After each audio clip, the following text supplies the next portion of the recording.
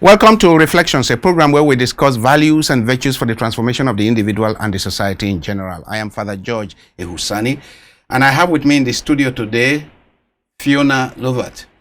Thank you, Father. Fiona is a humanitarian, let me say. First of all, a humanitarian, a teacher, and a poet.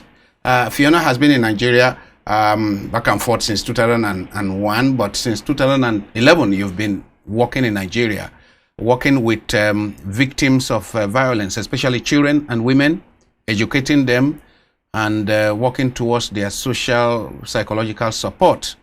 Fiona is involved in giving psychosocial support to a lot of children. You live with them, a number of the children. Borno State, you work for a number of years. Kano State, Jigawa State, and now Niger State. Tell us about your work. It really is. It's been a grassroots approach. 2011, when I arrived, I came to work with an NGO that was working on school improvement, and I got to know some of the Malams who were running Sangaya and Islamia schools, and this DFID-funded program was giving a curriculum that would help Al-Majidi enter into mainstream education. So it was a 2-year program, crash course in primary education to give them their junior certificate to get into JS1. Very successful program, and it worked across Kwara and Enugu and Kaduna, Kano, Jigawa. But of course, Kano fell into crisis in January 2012. I see. And I was alone now in a house in the old city, and I knew there were people sleeping in my doorway, in my Zodi. And these young people were Al-Majidi, teenagers.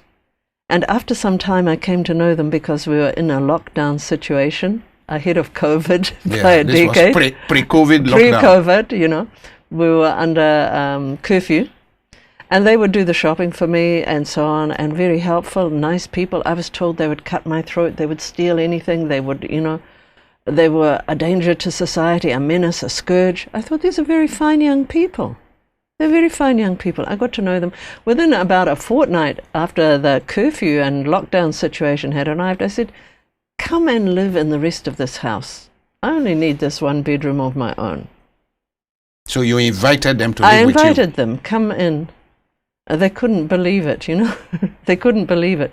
But for the next 5 years, you lived with them? We lived in community together, and often we would have other Al-Majidi come and stay. Probably 60 came through. So originally, how many of these Al-Majidi? Just 6 to begin with. 6 of them lived with you? And others came and went. What that means is that you fed them?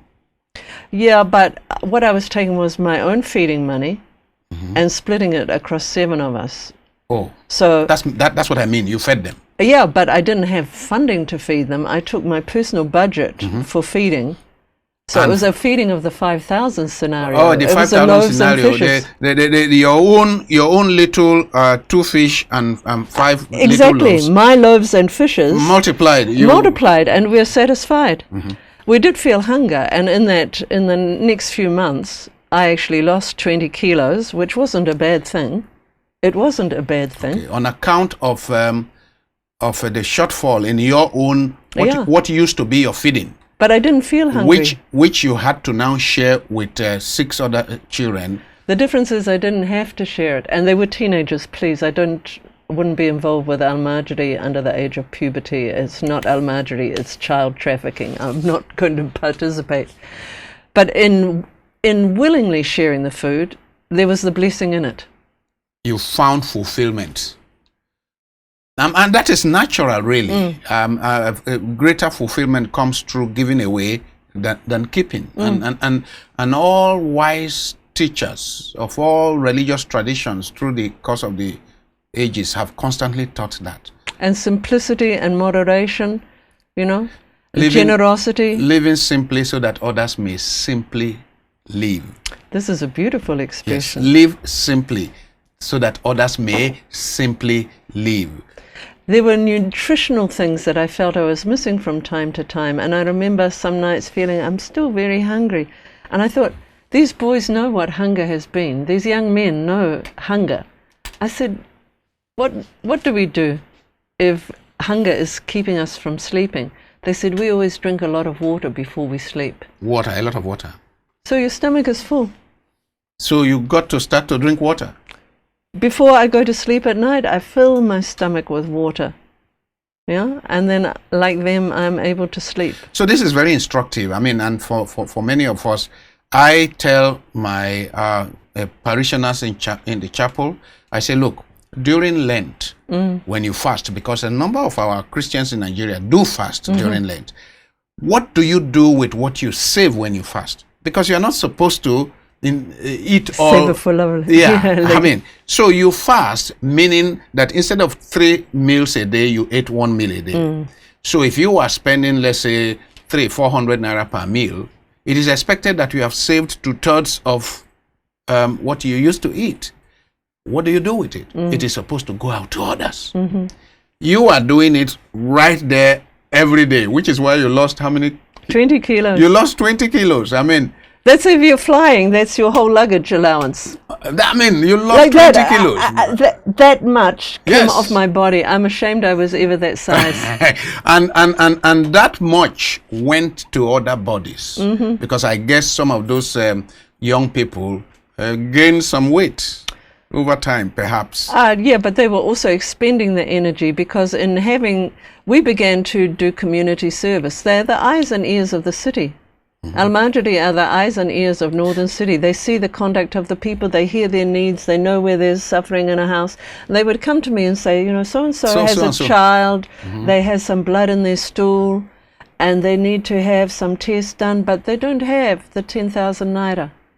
And you will now So find then a way of I reaching would out. share that with my friends on social media in other parts of the world and say, isn't this sad? I wasn't soliciting, I was saying, but just, isn't this sad? You just describe the situation, and sometimes they send you and something. people responded from amongst my group of friends, and this is the great blessing of having been a teacher for 30 years, is every student I ever taught, the relationships with their parents, sometimes even with their grandparents, even the great uncle of some of my students. Their grandfather's brother had been to a school concert, and he had seen the change in his brother's grandchildren under my teaching. That you taught, yes. And he saw them go into great careers, and he's watched them over the years since I was their teacher. And he's a contributor in his old age. What a wonderful relationship then. Wonderful. And it's your trail through your whole lifetime. So I never apply for money. I never apply for money. I think it's only by the grace of God that any money comes. I can't make any promise to anybody, because for myself I have nothing. Yes. For myself I have nothing. And that is very instructive for us, because, you know, in this country, when people talk about giving, they are thinking of those they call philanthropists. Some multimillionaire business tycoon, and people who can donate 1 million, 5 million, 10 million. And what you are saying is, no. At whatever level you are, you can give. You can help. Absolutely. And it's very hard to free yourself from the shackles of the sort of monetary society, to feel that I have to, you know, every day that I get to eat is a complete blessing for me. It's a blessing, yes. Because when I wake up in the morning, I don't know where the food is. But don't we know that we should be like the lilies of the field and the birds of the air? Yes. We get up in the morning and we behave as though this is our occupation. Go out in the morning, go out into the world and be of good service. Greet your neighbors, listen to them in what way and what way. Then you have finished the morning of service like this, and you will find yourself, I mean, what you are saying with or now, without. in a couple of days, I'm due to speak with Rotary International and service. And it occurs to me that, you know, Rotary Club is built around service of humanity, right? How come it is so difficult for people in this society to recognize that what makes a man or a woman great is the quality of your service and not the quality of what you have gathered for yourself? Why do you think it is so difficult for people to recognize this? I think because we're misrepresenting service. Oh, we are misrepresenting I service. think we misrepresent it as if it's something degrading. because we'll find that people have house help and they degrade the house help with the sneer, the slap, second-rate abuse. food. It's actually It's abuse. abuse. So if I use the word servant, and here you have one, here you have one. Yes, on the cross. To remind us, Yes. what was the path he took in the world? Was it to he was the servant master? Yes, yes. He says, you call me Lord, you call me Master. But if I, who is Master, if I can stoop down to serve you like this, go and do the same. I will wash your feet. Yes. I will wash your feet.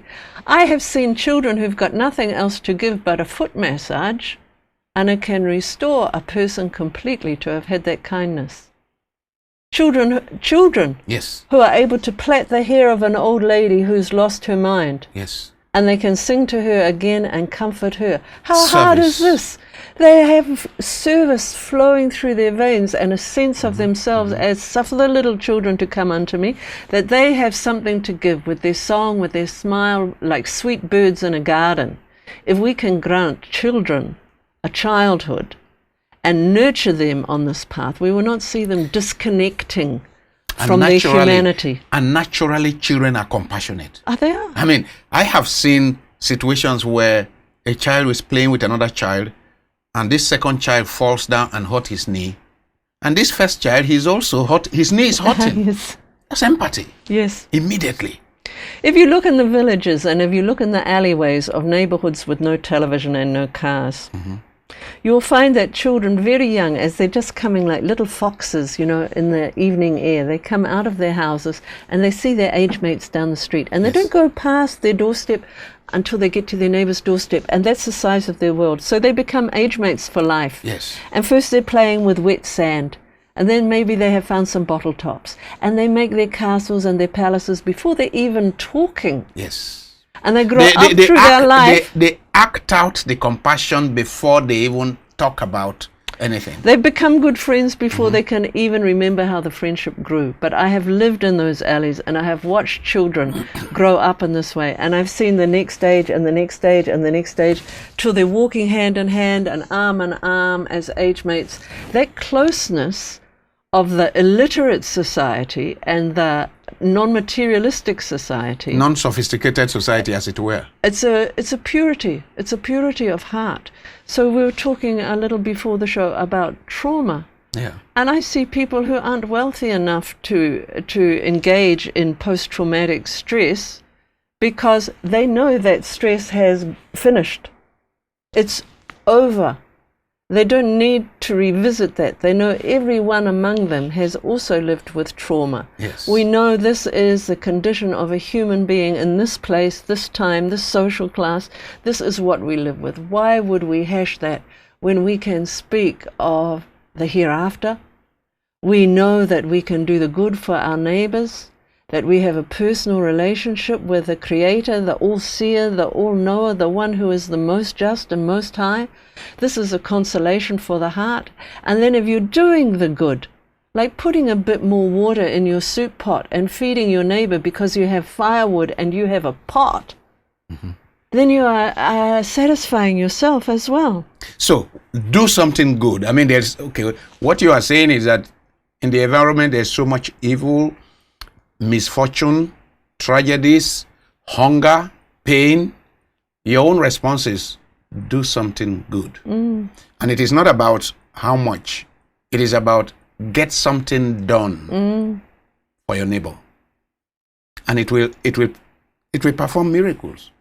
Miracles will happen. You just said something that touched me. That little child who has nothing, but who is able to plait the hair of a mentally challenged woman who may never be able to say thank you because she doesn't even know what you have done, but you have enhanced her life by cleaning her up. That is humanity. I come back to my question. How do we make people who are seeking meaning in life, who are seeking purpose in life, and who think that it is by becoming big politicians, big businessmen and women, big social celebrities that they will find meaning? How can you help them to recognize that meaning is found faster through this way? Years ago, when I was a principal, I was friends with a great New Zealand novelist, and every book that came out, I would celebrate with him 20 titles or something he had published.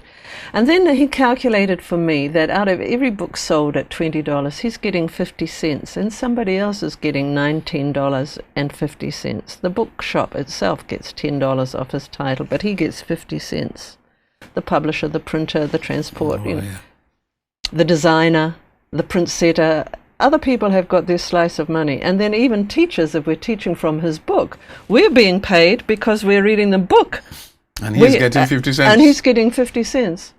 And I thought, so really, he has not made a great deal of money as a writer. And then I thought, like, I've been wanting to write. And then I thought, but I do write.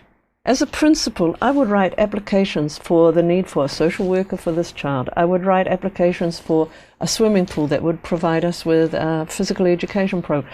I'm making applications to build a library and stock it with books. I'm writing letters to so-and-so to come and be a guest speaker. I'm writing to the musicians to invite them to our community to perform, and that we will feed them and accommodate them, give them a lovely holiday because we don't have the cash.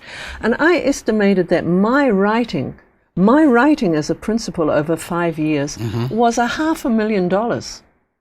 More than that. But it was not for me. Yes, it was for others. And what a great affirmation then to think my writing, it built that library, it built that swimming pool, it built that staff Gave room, scholarship to that child. Endless.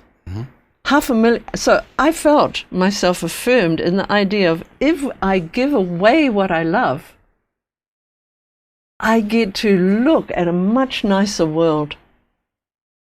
I get to see a much nicer world. If I plant a tree, I can sit in the shade. I can eat the fruit. I don't need anyone to pay me to plant a tree. No. It would be stupid of me to wait to be paid to plant the tree. And then there's also the things like, if you've eaten your mango, if you're lucky enough, if you're blessed enough to have a mango, what are you doing with the seed? Because you have enjoyed this fruit, why can't you stick it in a pure water sachet with some dirt and let it sprout? Yes. Then give it away. Go and plant it somewhere. Yeah. Don't they say that societies grow when elders plant trees under whose shade they know they will never sit? This is a sign of honor, isn't it? Yes.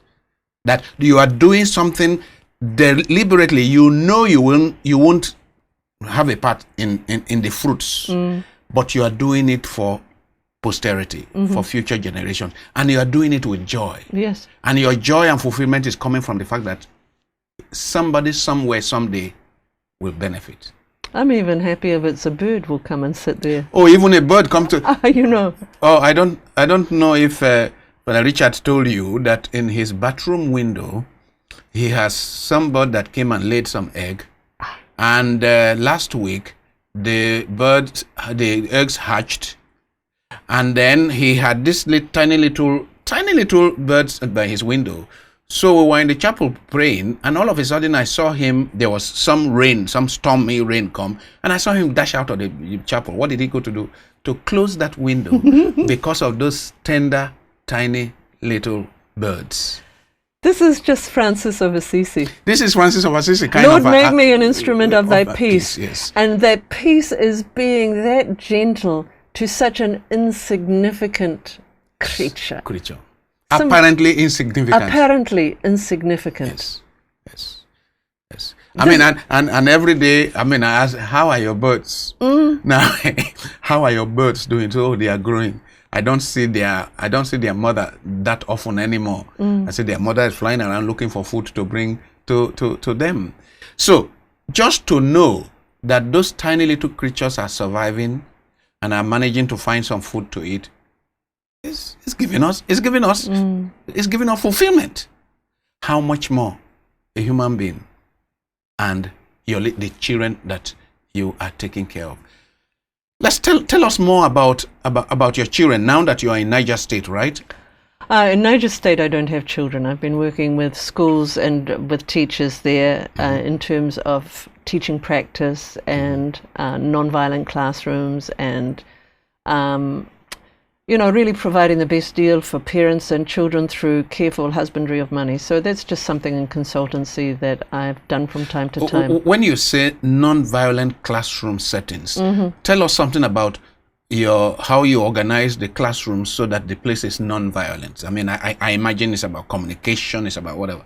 It's about having engaging instruction methods, engaging material, respecting the student as a learner, making sure that even if you don't have enough books, if you don't have enough books, you can actually take a razor to a book and divide up the pages and chapters and allow them to be group by group chapters on a topic that they read within a group. As a teacher, you should know the whole book anyway. Don't cling to it and say only what I wrote on the board. Let them have access so that they are engaged. This is more of learner-centered education rather than teacher-centered education. And it needs to be about them coming to the edge of what they know and asking the salient question. Because if I just tell you things you've already known, I have turned off I learned it last year. I know about malaria. I know Anopheles mosquito. I know HIV/AIDS. I know I have every. You have. Are you familiar with the writings of Ken Robinson, that UK educationist who says who wrote on how schools destroy children's creativity? I don't even need to go there. I see it. Oh, you have seen it. Yes. I see it. I see it. So you are working against that kind of thing. How? I'm working to assist people to have more joyful teaching experiences, but I also advocate on the part of teachers. I don't think you can get the best from someone if you're paying them $18,000 a month. I don't think you can give a university graduate $23,000, $28,000 a month and expect to be shining. Yeah. So we really need to do something about how we rate people who spend their life raising other children. How we rate them in the society, how we remunerate, compensate them. We can never fully compensate somebody who lives his or her life for others, to teach others. However, if they are living beggarly lives, we can't expect much. It's not fair to demand that of them, to treat them as second-rate citizens. I do see that. I see parents who think, I've paid you. You've paid what? What did you pay? What did you pay? And I also wonder why well-educated parents who have university degrees are sending their students to a school where they think that teachers are only worth that amount of money. I mean, I see that even in the cities. I'm sure you have noticed it, parents, and I'm talking of elite parents, treat the teachers of their children just a little better than they treat their nannies. Not that nannies deserve to be treated the way they treat their nannies, but I see the way teachers in a lot of these our small private schools, the way they are treated by the parents of the children is appalling. And like you said, so what can you get from those teachers when you? And yet you can also have great gifts come from people who are not paid anything, if there's enough joy. So that this has been the model of the houses we've had under the Children of Borno project, is to have the education within the houses where there's 35 children in groups of siblings. Everyone has either lost a father or both parents, so there's a unity there. Every child has been through trauma, there's unity there. And now we have seen the worst of the society. Why would we bring any of that into the walls of our compound? We can raise fish, we can raise chickens, we can raise lambs and goats into adults. We can put them with our Sala ram and conceive more and see growth and life. We can plant trees, we can plant seeds, we can do all of this. As you speak, I am thinking of a song that we have about looking at the sunny side of life. These children have lost parents, so they are united on that ground. These children have been traumatized, they are united on that ground. So let's not talk about this trauma now. Let's look at what they can do for themselves and do for one another. Yes. And in the process of doing something for one another, they are getting healed. To be making the kunu for breakfast together and to serve it, and everyone enjoyed the kunu that you made. Yeah, that is something. You have done this. And then it helps the previously traumatized child to recognize that he or she is somebody. And you also know there are kindness in that I came back to the room and you'd done my washing. Mm-hmm. You know, these are gifts. Yes. These are gifts. Mm-hmm. Or that you brought water for my bath Yes. because you knew I cooked your breakfast. Yes. Or that all together we managed to get the house tidy so that 7 o'clock we can start our lesson. Yes. You know, that there's not a scrap of rubbish that is blown over the fence that is even visible on our compound anymore. And there are moments of bliss in the day where the children, they will come together for the afternoon prayer, at the sunset prayer. They've had their bath, they've had their exercise and play around and everything. They come in, they're just waiting for the time to hear the call to prayer. And this is the time where the birds are making their last flights.